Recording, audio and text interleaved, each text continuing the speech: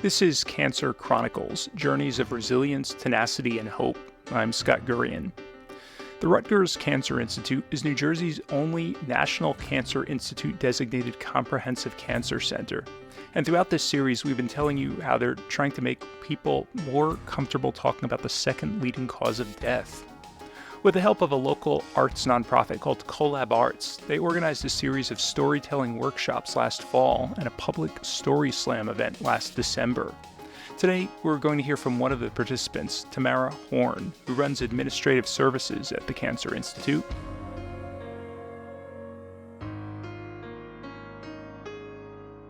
Speaking before a live audience, she told her story about how cancer leaves so many of us with unanswered questions. I was 10 years old when my mom took me and my two younger sisters to see my grandfather in the hospital. He was sick, that's what she said. My aunties and my cousins were also there. So we go in to see my grandfather, and he's unrecognizable to me. He's skinny, and tubes are all up on him. I didn't understand it. And my mom said, "He knows you're there." You know, we kind of didn't know we were there to say goodbye, though. However, that's what it was. Grandpa died the next day. He was 68 years old. He had a wife of 40 years. He left behind 9 of 10 children and 20 plus grandchildren. And this man, a strong man who I knew, was gone from bone cancer. I didn't understand it. Until this day, I still have questions like, why bone cancer? What happened? How did he get it? You know, we don't know anything. We just know that we put it down as our medical history. And that's what took the man who used to bounce us on his knee. He would play with us like a wild horse and bounce us and not let us fall. And then he would take our hats and hide them behind his hand and hold them up high. But he was gone. And all these questions were still there. So unfortunately, years passed by.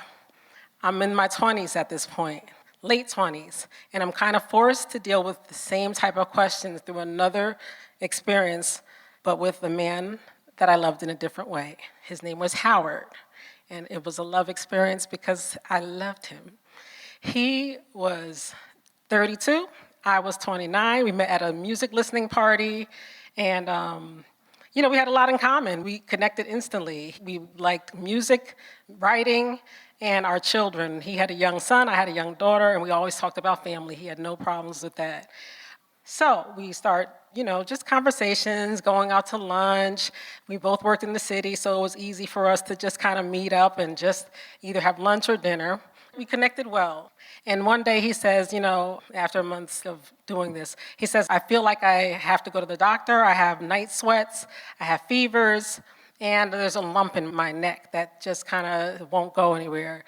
He was a Marine, so he went to a VA hospital. But eventually, he sent me the text and he was like, it's cancer.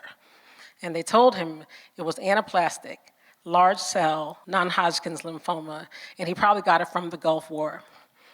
And I'm like, again, questions like, how can they be so specific and sure? I mean, I've never heard of such thing because I've only known of breast cancer and bone cancer at this point, but what they told him was that you have to get some chemotherapy and you have to get it now. And that's what he did. He got his chemotherapy. While he did this, we're still in the city, so he's still coming, treating me to lunch, doing his best. One day he actually brought me a leather coat from the thrift store saying, this is just you, That's the kind of guy he was. He didn't have a lot of money at the time because so much was going into his bills, but that's what he did. He was an awesome guy. And then the doctor said, hey, the cancer's gone. You are in remission. And Howard felt like his life was on a new roll, like he just wanted to get things going. And of course, our friendship escalated into a romance. And boy, was he romantic. Howard was the type of guy, I'll tell you just this one thing that he did, which just always stays with me. We were at a red light, ready to cross the street. The light turns green. We're getting ready to walk. He pulls me back, pulls me into his arms, and gives me a kiss in front of everybody. I'm nervous because, public display of affection is not my thing. That was him.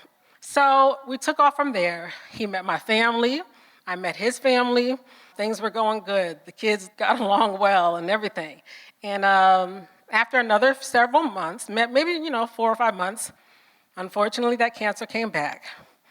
And this time, with a vengeance. The doctors told him, you don't have a lot of time to think about this. You're gonna need some type of chemotherapy that's really gonna debilitate you, take you down. You're not gonna be able to just get up and go. You gotta be in the hospital for a little while. He was like, no, I'm not doing that. And he really didn't wanna do it. So what he agreed to do, which was encouraged by his dad, was to go to Georgia and take what was called a chemo treatment in a facility. It was almost, to me, somewhat cult-like. I'm saying that because he wasn't able to talk to his outside people. He had to kind of squeeze in stuff. If one day he sounded like he was sneaking a phone call to me. So, I didn't get it, but I had to respect it because I didn't go through chemo. I don't know what it's about. I know that this is what he wanted to do. And then if it didn't work, he was going to try the chemo. And then one day he called me. He was a little delusional. He's talking in dreams and whatnot. I tell his dad, he didn't sound right. And he was like, no, he's okay. But he wasn't okay. His dad called maybe a day or two after that and told me he took a turn for the worse. He had pneumonia. And they had to transport him to a hospital in Florida. And I was like, I'll be right there. I get to Florida. Again, I'm at a hospital. And the man before me who I love is unrecognizable. He couldn't talk to me. He had a tube in his throat. And he wanted to talk with his eyes. I know he was saying, get me out of here. But I was like, Howard, you got to the hospital, you're gonna be fine, everything's gonna be fine. And I sat there, and that was my first time meeting his mom. We sat with him for hours. Afterwards, we were like, let's go get something to eat for a little while because the doctor said he made it through surgery. It's gonna be a while, whatever, touch and go. We leave for a couple of hours or so, maybe 3 max. We get that call, it's you can hear some things going off, or you guys need to come back to the hospital. His organs are failing him. And he passed only minutes before we got there. I think he did that on purpose. He didn't want us there. The next thing I know, I have these questions again, how in the world did he get this anaplastic large cell non-Hodgkin's lymphoma? Why did this happen to us? I had to sing at his funeral, and I never imagined that. I had to sing a song called It Is Well With My Soul. And I'm sitting there okay, I have to accept it. This is the way it is. All these questions I have are questions that are never ending. But they are outweighed by all of the never-ending, wonderful, everlasting memories I have with him. Thank you.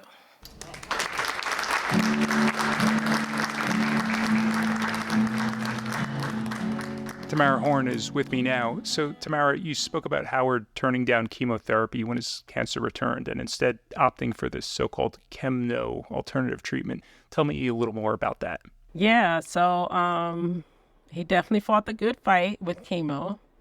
And when the cancer came back, he was just kind of distraught. I don't feel like going through that again. And his father, within that time he was in chemo, was already in his ear. You got to try something else. This chemo doesn't do anything but kind of destroy you. And, most people don't survive the chemo. And so that's where his father was kind of stuck on. He was Jamaican, so he had heard all types of things and felt like there's a better way. There's a natural way. And so while he was in chemo, his father was doing all his own research to find something less invasive, I guess, in his mind. He wanted something that was from the roots. And so even while he was in chemo, he was drinking a concoction that his father gave him of garlic and whatever else. I just remember the garlic so much because it was garlicky. So he was drinking that. And then I guess once the cancer came back, his father was like, you got to give it a shot. If you don't want to do the chemo, don't do it. Just do this experiment. And not necessarily experiment. Of course, I'm sure he was drawn into probably the testimonies of people survived it or extended their life, or he didn't even share that much. I just know his father being in his ear the whole time. And so he opted for the chemo this time thinking he had time. And I think he just took a chance. Everybody thinks they have time. Unfortunately, he did not have the time he thought he had. And throughout much of this process, I got the sense that you were maybe in denial about just how bad things were. After Howard's cancer returned, I think you said in an earlier version of your story that your friends and family were worried about you getting too close to him, but your attitude was, well, he's had cancer before, so he'll pull through again. How do you look back on that now in retrospect? When I gave it a shot with him, of course, when we took our friendship to a new level, he had only been in remission for like a few months. And in reality, now I know that it's almost like you have to go a good year or so, maybe even longer, before you really can feel good about being in remission. You have to do your research on what type of cancer it is, the survival rates, will it come back? What's the likelihood of it coming back? I have other questions now if I ever had to deal with this that I'd probably ask. But yeah, for sure. I'm thinking remission is remission. There's no way it's going to come back. He'll be fine. And, now I know. In a lot of cases, it's not fine and it does come back. So along those lines, you told this story of both your grandfather and then Howard dying of cancer and all the questions their deaths left you with. A number of years have passed since then, but do you still have a lot of those questions? Yeah, absolutely. It's sad that they're there. Like, there's a lot more answers now, but yet still a lot more questions. You just wonder, like, what's in my genes or my family's genes after hearing that Grandpa passed from bone cancer.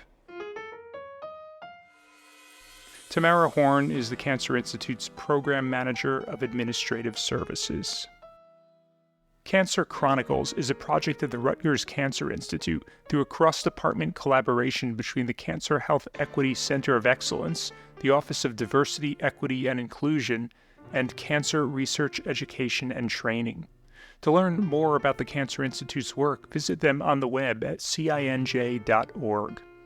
This podcast series was produced by me, Scott Gurian, and the executive producers were Dan Swern and John Keller of Collab Arts, which engages artists, social advocates, and communities to create transformative new work. Our theme music was composed by Dave Seaman. Until next time, thanks for listening.